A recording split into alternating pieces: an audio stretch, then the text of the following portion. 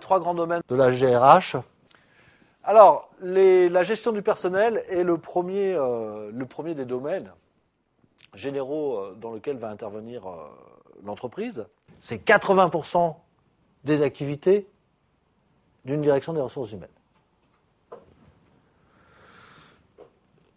Alors, en fait, ce sont des systèmes de gestion à mettre en place.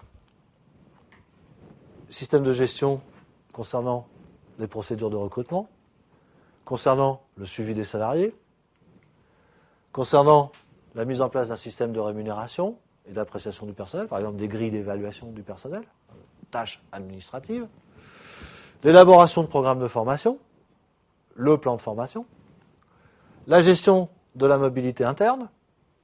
Tout ça, ce sont des procédures, donc c'est des actions typiquement administratives. La politique de sécurité, là aussi, c'est des normes et des procédures. Les relations avec les différentes administrations, l'URSSAF, l'UNEDIC, mais aussi toutes les organisations qui recueillent de la statistique sur la gestion des hommes, dont, je vous rappelle, la réponse est obligatoire sous peine d'amende financière. Il est obligatoire de répondre aux questionnaires sur les effectifs, sur l'évolution des rémunérations, etc., sur la formation professionnelle. Généralement, c'est totalement obligatoire. Tâche purement administrative. Et l'élaboration de tableaux de bord, ainsi que de l'ensemble de la nouvelle réglementation relative au personnel. 80% du temps de travail. Alors, c'est la partie de la gestion de ressources humaines qui est la plus facilement externalisable. Parce qu'il y a derrière des logiciels informatiques qui permettent ça.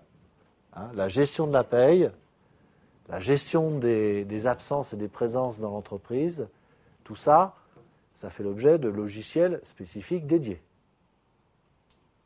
Donc soit on confie à une société extérieure, notamment pour les bulletins de paye, c'est très fréquent, soit on va se faciliter la tâche en utilisant ces logiciels qui sont des logiciels partagés. Ce ne sont pas des solutions propriétaires qu'on achète, ce sont des logiciels partagés sur Internet. Et dont l'intérêt va être de pouvoir décentraliser l'information sur la gestion des ressources humaines, c'est-à-dire de mettre à disposition de chaque manager de proximité des informations concernant son effectif. Les temps de présence, les congés, les évolutions de rémunération par rapport aux autres services, etc.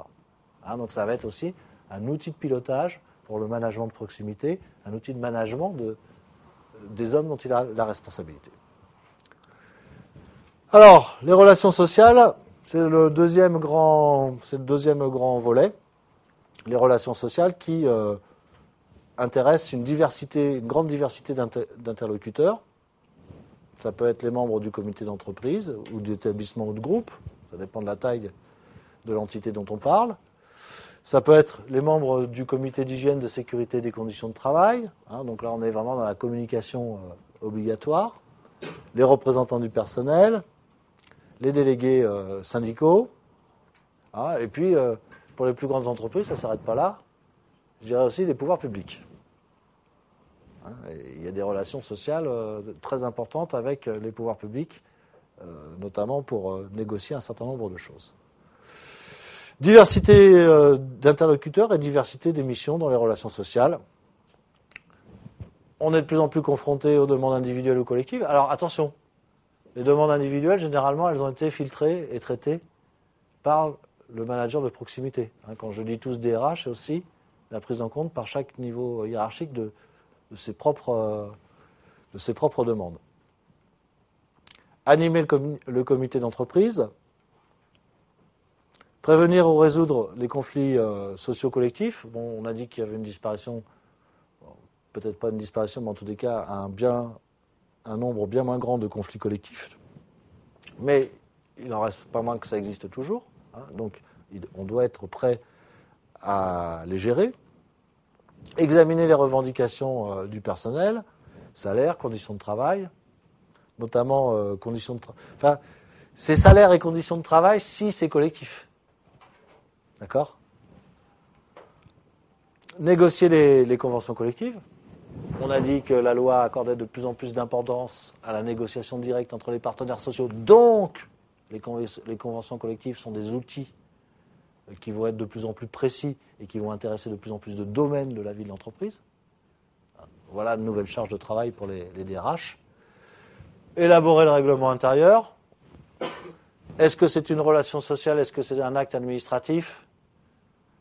Je vous laisse le soin de décider.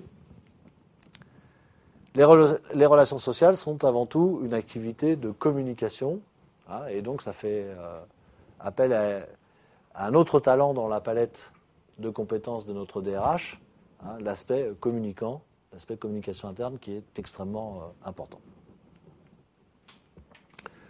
Enfin, l'intégration du personnel, le grand oublié des politiques du personnel depuis qu'elles existent. Alors là, l'idée, c'est de développer la cohésion sociale de l'entreprise. Hein, l'entreprise, c'est une communauté humaine, et cette communauté humaine, elle doit humainement bien fonctionner. C'est un préalable à sa performance économique. Donc, intégrer, ça va consister à mettre en place des structures de motivation et de participation des individus. Déjà. Hein, que les individus ne restent pas en dehors des problématiques de l'entreprise. On peut considérer que l'intégration est réalisée lorsque les salariés réalisent les objectifs de l'entreprise et qu'ils considèrent que ces objectifs, eh bien, ce sont leurs propres moyens de réalisation.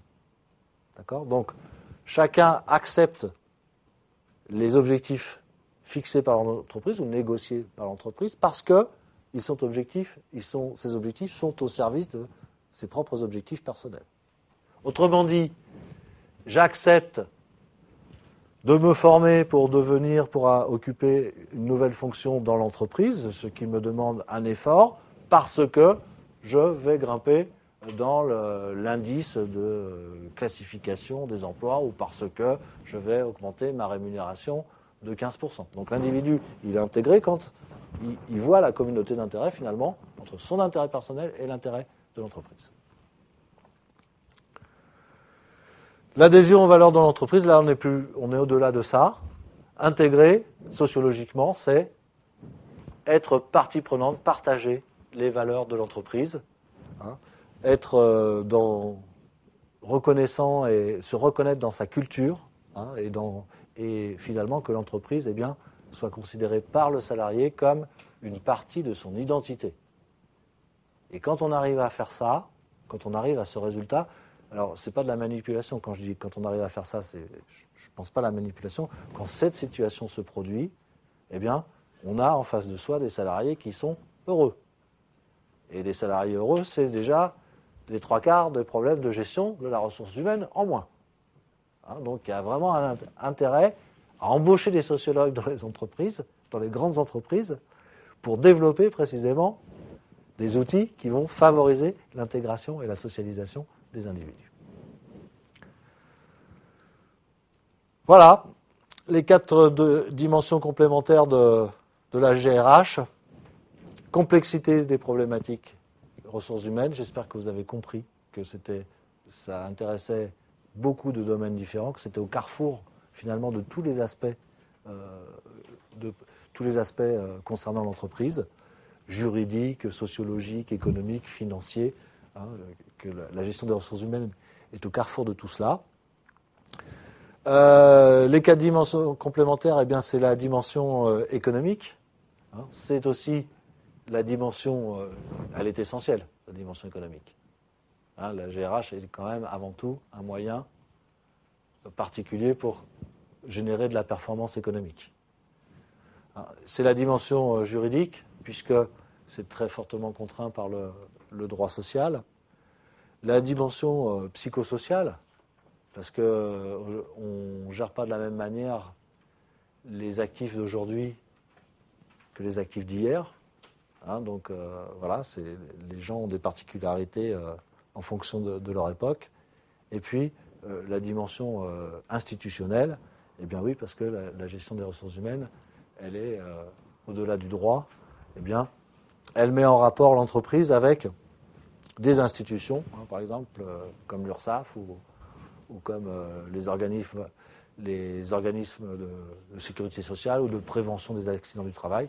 Donc cette dimension institutionnelle est présente en permanence.